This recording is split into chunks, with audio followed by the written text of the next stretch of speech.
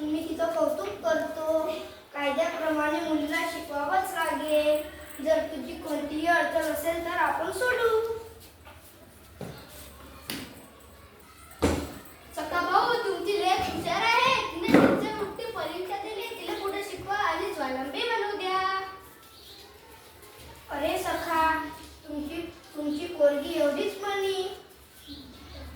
माझी बबली एवढी माझ्या बबलीच्याच वर्गात आहे तुमची पोरगी.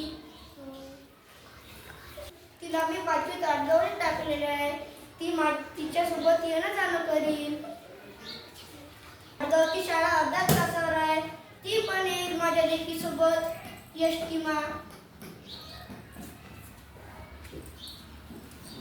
खरं सांग सखा, तुला पिंटूला शाळेत टाकलंच नसतं का? मग मुली आणि मुलांमध्ये असा भेद का?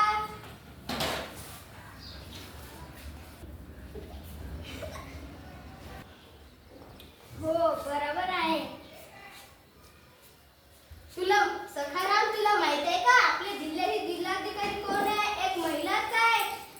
तालुक्याच्या पोलीस स्टेशनला इन्स्पेक्टर एक महिलाच आहे. गल्लीतल्या बाजूच्या गल्लीतील दाभोळण्याची लेक डॉक्टर झाली. अशी किती उदाहरणं सांगावी लागतात.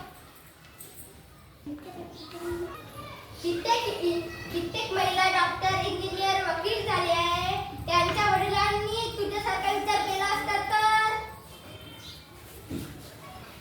अपुरं शिक्षण नको, दिन-रात्र कष्ट करू, रक्ताचं पाणी कसू, पण माझ्या मुलीला शिकू